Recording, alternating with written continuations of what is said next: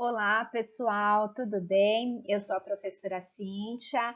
Eu vou gravar essa partezinha da aula, dando continuidade a ela da professora Amanda, e vocês vão me ouvir um pouquinho mais aí ao longo do semestre, né, nas gravações da aula. Então, hoje, né, esse pedacinho de aula é para falar sobre o segundo método que a Amanda comentou lá com vocês, né, dos métodos no geral que são utilizados para a retirada da umidade. Então, vocês viram que o primeiro método e tudo isso que a Amanda falou até agora foram todos os métodos aplicados para que se retirassem aí 2/3 ou até mais da quantidade de água de alimentos, né, dos alimentos. Esse método aqui é aquele segundo, que é chamado método de concentração, né? O que seria esse método de concentração? Então, vamos ver aqui um pouquinho mais para frente. O método de concentração, também chamado evaporação, porque é dessa forma que se concentra, né, o produto, se retira aí de 1/3 a 2/3 da quantidade de água do alimento. Então, enquanto todos os outros métodos que vocês viram até agora foram processos aplicados aos alimentos em que retiravam de 2/3 ou até mais da quantidade de água do alimento, nesse caso aqui, se retira de 1/3 a 2/3 da quantidade de água e por evaporação. Já vou explicar para vocês como é que acontece. Existem produtos que passam por esse processo aqui que a gente encontra no supermercado? Com certeza.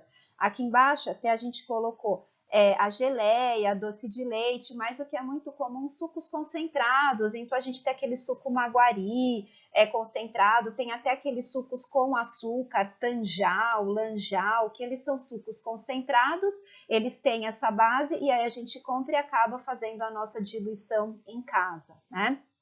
Existem algumas massas de tomate concentrada, até na próprio rótulo está escrito, o leite que é chamado evaporado e existe o leite condensado, né? O leite condensado nada mais é do que o leite com uma bastante quantidade de açúcar e que sofreu por esse processo aqui chamado evaporação, tá?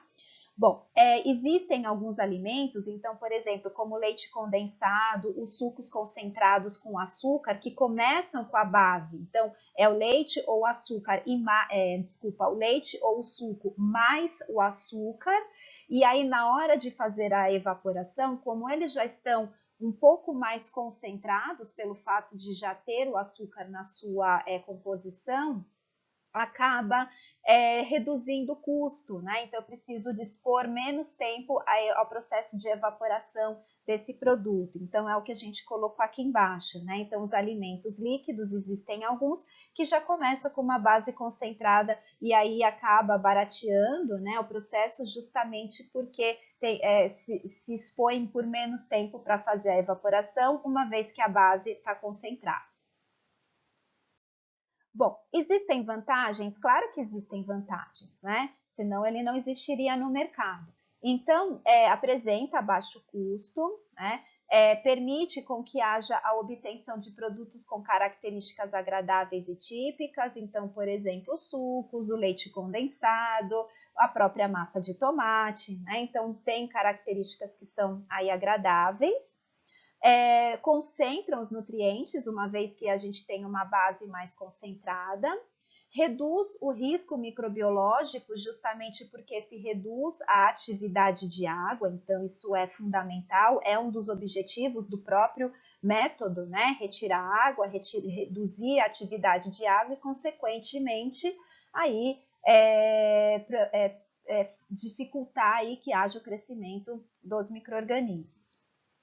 Outra coisa importante também é que permite a utilização do alimento com diferentes concentrações. Isso é uma coisa interessante até mesmo para a produção de alimentos industrializados. Então, volta e meia, a gente encontra lá nos ingredientes leite concentrado. Então, utilizou lá como ingrediente um leite concentrado, e isso é interessante porque a gente, né, porque a indústria acaba fazendo a diluição necessária para que dê o sabor adequado àquele tipo de produto. Então é mais fácil se utilizar o leite concentrado para talvez dar um corpo, talvez dar um sabor diferenciado do que usar propriamente o leite, né? O leite in natura. Então se utiliza essa base concentrada, se faz a diluição necessária e que vai gerar um sabor característico. Gente, em casa também, né? Nós às vezes fazemos a nossa diluição e a gente acaba concentrando mais ou menos quando utiliza esse tipo de produto, né?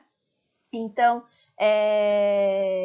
eu posso utilizar, por exemplo, esses sucos concentrados para fazer mousses e eu posso trabalhar na minha diluição para poder conferir um sabor característico desse produto. E é o que é feito, né? Então, os produtos evaporados, eles podem aí gerar alimentos com vários tipos. Você pode concentrar e você pode diluir da maneira como você achar melhor, né? Bom, e por fim, né, reduz o gasto com embalagem, transporte e comercialização, porque ele acaba tendo aí baixo custo, ele acaba sendo concentrado, então você tem uma embalagem, reduzindo os gastos com embalagem, com transporte. E eu disse por fim, porque tudo isso, né, vai fazer com que tenha um aumento do shelf life, né? Então, tudo que a gente tem comentado com vocês adotar processos que fazem com que esse alimento tenha uma maior vida de prateleira. Então, é isso que acontece. Então, esse método é um fator, é um método aplicado, né, para que haja aí esse aumento do tempo de prateleira, o shelf life. E como que acontece o processo, né? Então, como eu havia dito, ele acontece por evaporação, o próprio nome diz. Então, portanto, existem os evaporadores, tá?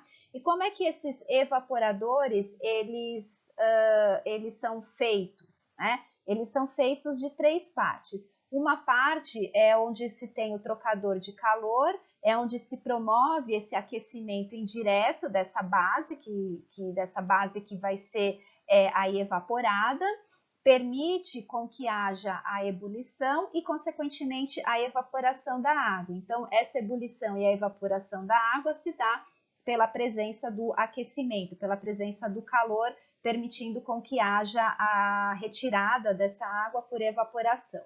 Segundo, tem um separador. Esse separador, ele separa aquele vapor que foi, né, a partir da evaporação, e separa da base que será concentrada. Então, se tem essa separação, por quê? Porque se o vapor permanecer no local, vai ser reabsorvido e não vai gerar o efeito desejado, não vai gerar uma base concentrada.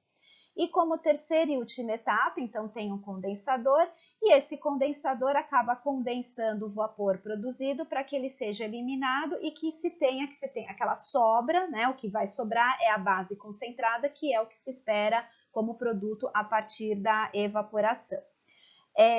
Então, esse foi o método, né, esse segundo método que tem de retirada aí da água livre do alimento, né, reduzindo a atividade de água. O próximo método vai ser aquele chamado adição de elementos, ou seja, então não há retirada de água, mas há a adição de elementos que vão promover a concentração e, consequentemente, reduzir aí a atividade de água. Então, até mais, gente!